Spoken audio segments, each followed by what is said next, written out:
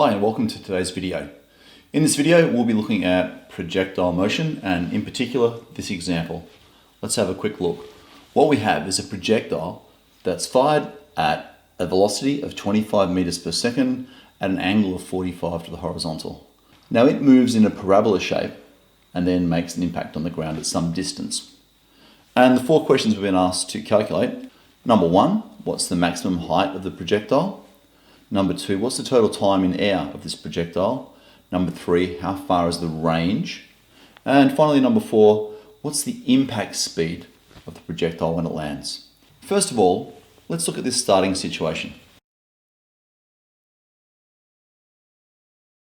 This 25 meters per second at an angle of 45 to the horizontal can be considered as an initial speed in the vertical as well as an initial speed in the horizontal. There's two components.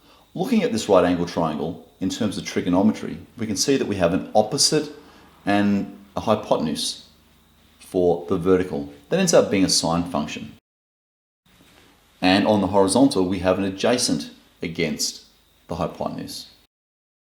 So the vertical component of this initial speed is u sine theta, and the horizontal component of this initial speed is u cos theta. Let's calculate those values now.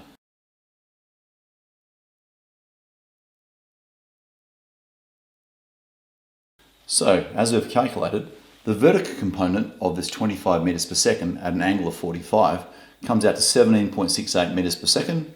The horizontal component of this 25 meters per second at an angle of 45 also comes out to 17.68 meters per second. This shouldn't come as a surprise. Being a 45-degree angle, effectively, this is an equilateral triangle, so the two side lengths must be equal to form a 45-degree angle. So we wish to calculate the maximum height.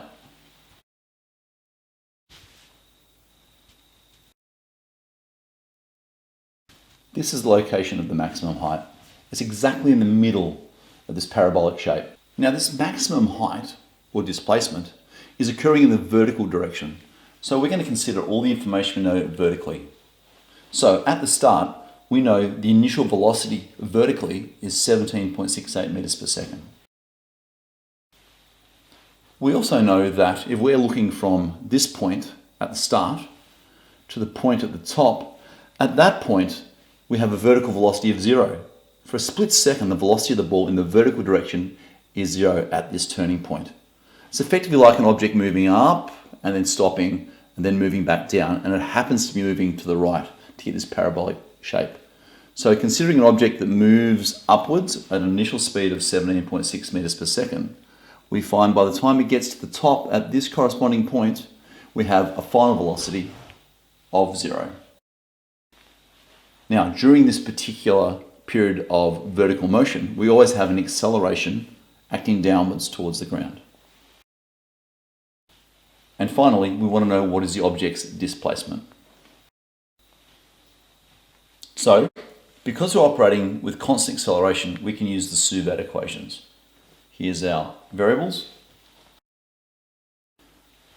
And this is the Suvat equation we're going to use. Let's now substitute our variables into this equation.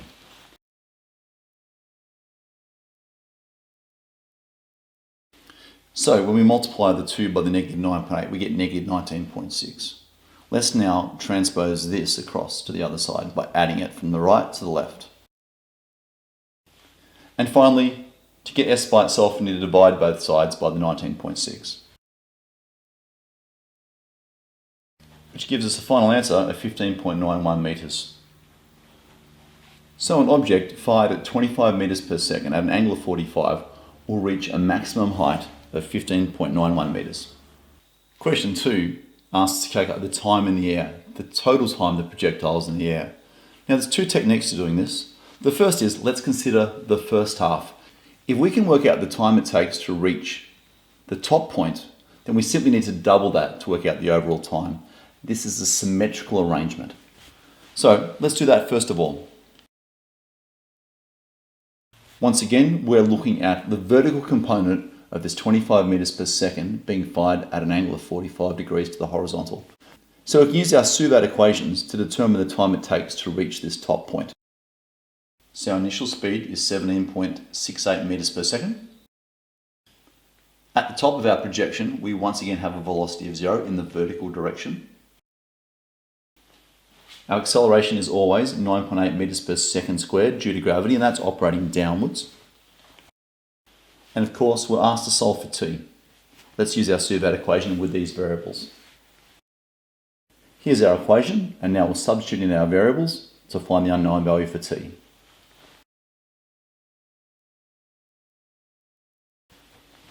We're looking to solve for t, so I'm going to add t from the right to the left-hand side.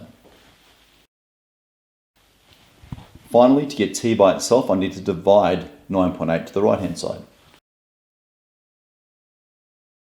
That gives me an answer of 1.8 seconds for our object to start and to reach its maximum peak. So in order to find the total duration of time, I need to double this for the second half where it returns back to the ground. So in total, it's taken 3.6 seconds for this projection to occur. Our second approach to determine the time taken for the journey is to consider the entire journey in one hit. So, we can do this because whilst the ball goes up and goes down and is effectively moving to the right at the same time, it's always being accelerated towards the ground. So it is a constant acceleration. So the Suvat equations are back on the agenda. So the initial velocity in the vertical direction is 17.68 meters per second. As I mentioned before, the time to the top is equal to the time to the bottom. And in another symmetrical twist, the velocity going up, the initial velocity, is equal to the final velocity vertically going downwards. So whilst the vertical component at the start was 17.68 meters per second, the vertical component at the end will be exactly negative 17.68 meters per second. The same magnitude, but in the opposite direction. Let's continue. Acceleration is equal to negative 9.8 meters per second squared. And t is our unknown. We're trying to find out the time for the entire duration in one hit by examining the entire journey. Let's use our appropriate Suvat equations. This is the same Suvat equation we used when we were examining just the first half. Let's now apply this to the entire journey. Let's group our like terms. I want to move my t across the left-hand side to make it positive, and then I want to add my negative 17.68 to the right-hand side, gathering my numbers on the right and my t terms on the left. So first of all, let's add this across. We've now got a t term on the left and a number on the right. Let's simply divide that 9.8 to the right-hand side to leave us with the answer for t. Once again, this gives us an answer for the time of the total duration as 3.6 seconds. So whether you analyse the first half and double the time, or you examine the entire journey, you end up with the same answer. Question 3, we're asked to calculate the range. That is, how far the object's travelled from its start to its finish in the horizontal direction. So we're calculating the range, and this is all horizontal. Now in terms of horizontal, there's no net force acting. We're ignoring air resistance, and so we've got no net force. When we've got no net force, that tells us that the acceleration is 0 meters per second. Or rather, the object in a horizontal direction is moving at a constant speed. That's ignoring air resistance. So this calculation is quite simple. We know that horizontally, this object is travelling at 17.68 meters per second for the entire journey. We just calculated the time to be 3.6 seconds for the entire journey. So put simply, we've got an object that's moving to the right at a speed of 17.68 meters every second for 3.6 seconds. So let's calculate the range. So to calculate the range, we simply multiply the horizontal speed, which is constant for the whole duration, by the time. And again, the time we had was 3.6 seconds for the entire journey. That provides us with a range of 63.82 meters. Finally, for part 4, we're asked to calculate the impact speed when it hits the ground. So impact speed is our final question. Now there's a very simple way to approach this.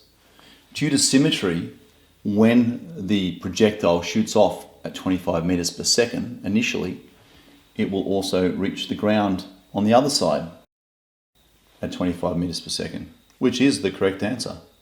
Let's consider though, when the ball's about to hit at this point, let's look at its horizontal velocity and its vertical velocity.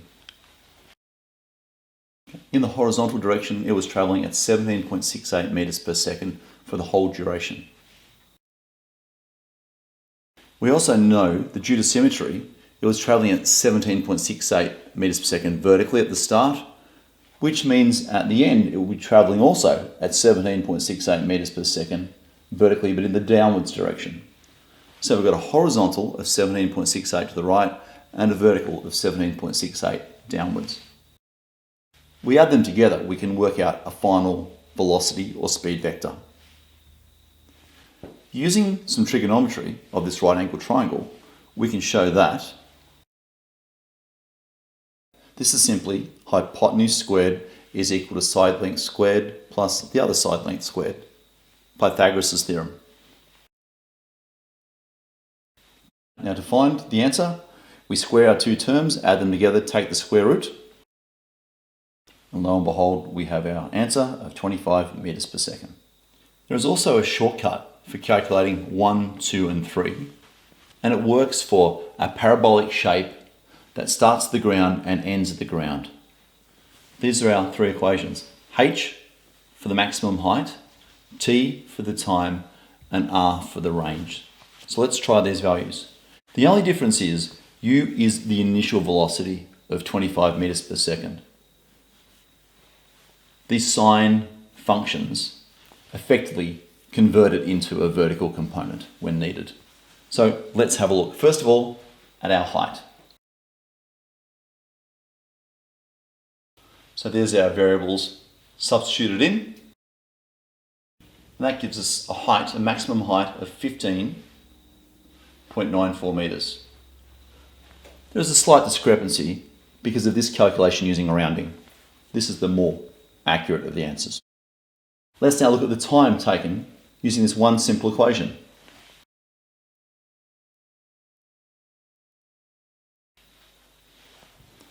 Okay, this simple equation gives us an answer of 3.61 seconds. Again, this is a more accurate answer than the one that involved rounding. And finally, the range calculation.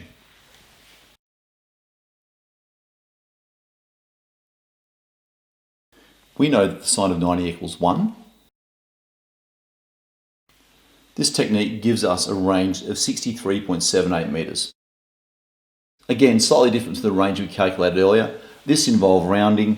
This is a more precise answer. Using the O-Physics projectile motion simulator, we've set up this exact scenario. Our initial velocity is 25 meters per second. Our launch angle is at 45 degrees. Acceleration at 9.8. And we've given it no elevation whatsoever, so it's shooting from a ground level. So we fire this projectile. Off it goes.